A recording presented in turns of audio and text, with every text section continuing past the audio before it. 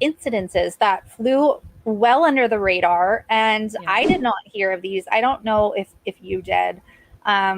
It's certainly not the only time that things like this have happened, but someone sent me this clip and I really wanted to highlight it because it's, you know, it really illustrates perfectly what is wrong with the police in this country. And obviously we've been focusing on the police murdering Black people in this country, and it's not just, you know, the murdering of Black people. There are a lot of police violence, instances of police violence that go completely unreported as well.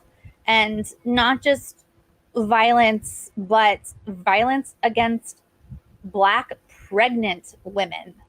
So this video here is from October of 2020, and it shows a 9-month pregnant woman getting attacked and kneeled on, a la Derek Chauvin, by police. So what is this, Kansas City? Kansas City. This happened in Kansas City, yeah. So this is a short clip, but it's very disturbing, so beware. I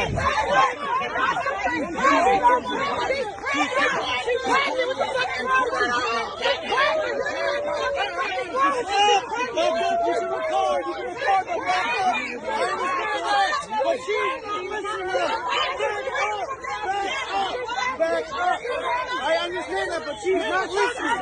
You got it. Get back or you're going to jail. Back up. Back up.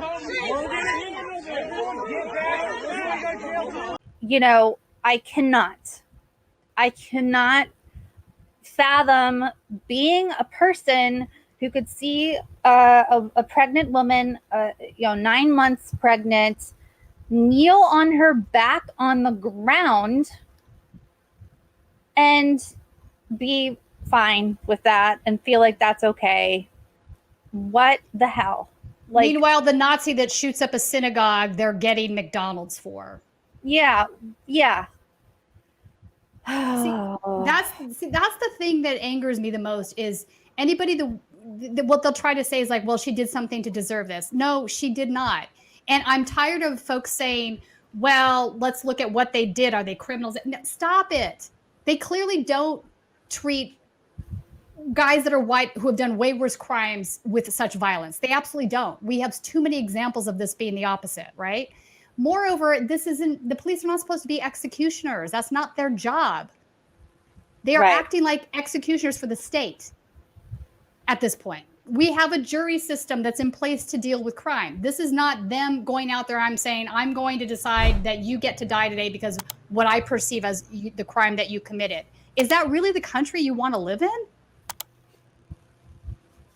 Yeah. And someone pointed out, I bet that cop is pro-life. Yeah. You know, these people who show up. And last year, I went to, this might have been before the pandemic, but I went to the stupid March for Life thing to report in DC that they hold every year.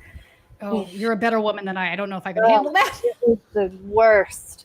But imagine how those people would have reacted to that video. I bet you a lot of them would have said, oh, she deserved it. She should have, done what she was supposed to do.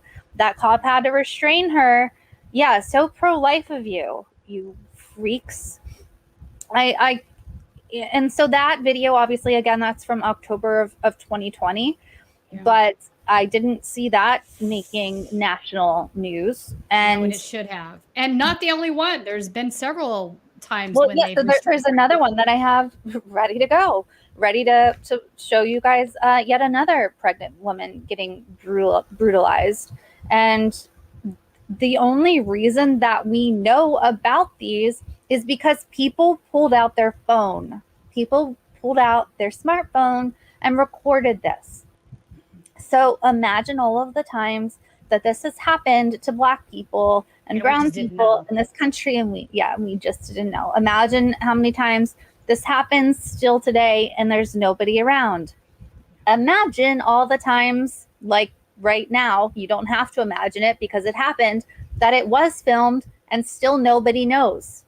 So this is a news article that came out back then in the New York Daily News, which isn't, you know, a bastion of journalism, but it's one of the only articles we could find which is crazy. About it. But can we say that's how sad this is, that is the only...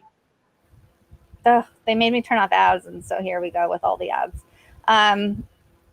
See it. Kansas City police violently arrest pregnant Black woman, defend their actions. So this is the follow-up to the same, right? Yes. Okay. So this came out October 3rd of 2020. Kansas City cops forcefully arrested a pregnant Black woman Wednesday, and one officer knelt on her back while she was face down on the ground. Police officer, oh God, sorry guys. Police leaders defended the officers, saying that the woman grabbed and touched cops before they took her down. I mean, so what? So what? Yeah. I'm sure you're fine. Local ABC like if that's affiliate, enough to put you over the edge, then you know what? You shouldn't be a police officer. But again, right. How many times have we seen them take down murderous white dudes that have committed hate crimes where it was, you know, we're going to be kind and gentle with you. So I don't buy that bullshit from them anymore. It's a lie they've told too many times. So this is the same video that we just watched. Cops said the woman was taken to a hospital, evaluated, and released, according to a local NPR affiliate, WCUR. They said the woman, who WCUR identified as Deja Stallings, got in the way of their attempt to arrest a man named Troy Robertson. Got in the way. Got in the way. I mean, do they hear themselves? A second video shows officers rolling Stallings onto her side after handcuffing her. Stallings' attorney, Stacey Shaw, said her client is 9 months pregnant. Cops said they were called to the area by a gas station security guard who reported a fight in the parking lot. Local Fox affiliate WDAF reported.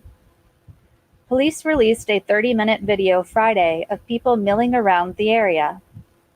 At around the 25-minute mark, cops can be seen moving to arrest Robinson. All important parties then leave the frame, and Stallings and others have been detained by the time the camera pans to catch up. Police said Robertson kept returning to the gas station after officers asked everyone to leave, so they decided to arrest him. Several community leaders, including the NAACP and KC Urban League, demanded Friday that Kansas City Police Chief Rick Smith lose his job, according to KCUR. They also said the individual officers should face consequences. Kansas City Police said they'd search for more surveillance video of the incident and continue an internal investigation. Meaningless.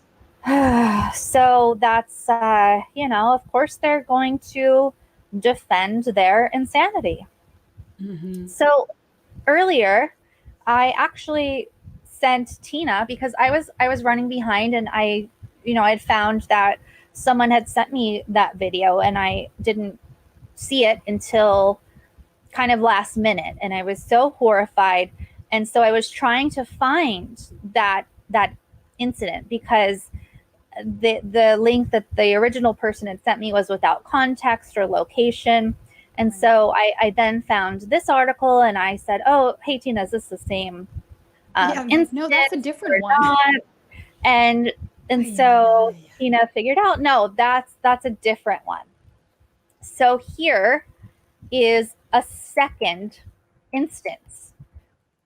This one is from June 26th of 2020. Miami Gardens officer accused of forceful arrest of pregnant woman bonds out of jail. Jesus.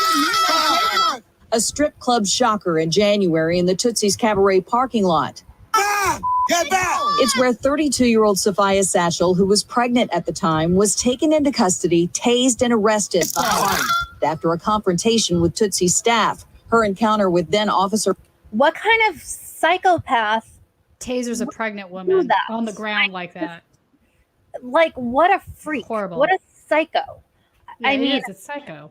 Tina, I bet if you analyzed, like, if we could see all of his tattoos, I wonder what we would find. You just read my mind. My mind was already going there, just so you know.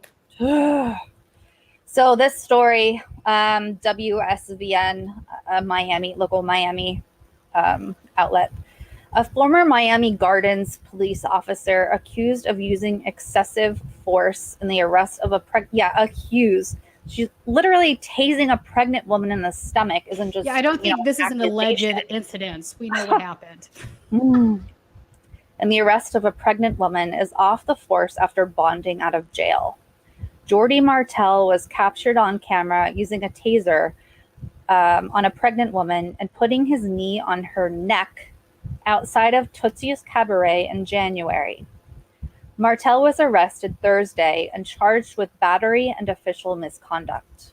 32-year-old Sophia Satchel was arrested after a confrontation with Tootsie's staff.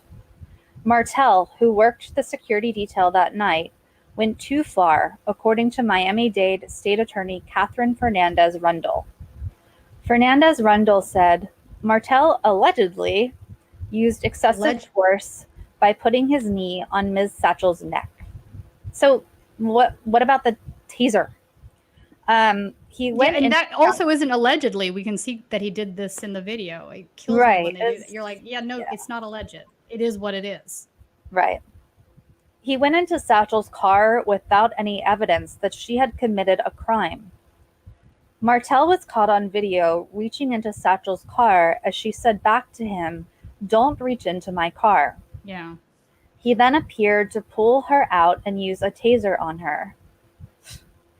Satchel's attorney released a statement saying in part, "The days of shuffling aside these videos of police misconduct are soon behind us as a community and a nation. We are pleased to see swift action taken by the authorities against this former officer." Which that's not, I don't believe, I mean, no offense to this attorney, but that's not a good statement. No, because it's not behind us. By these videos, that's not just like it's going to keep happening. Yeah, we're not even close to those days even being a part of this conversation. Are you kidding me? Yeah. The Miami Gardens chief of police called the rough arrest egregious behavior and wouldn't be tolerated. I think this is beyond egregious behavior. This has gone into completely violent. Wow. The video outside of Tootsie's Cabaret included a staff member asking the person recording the incident, "Can you please delete that, sir?"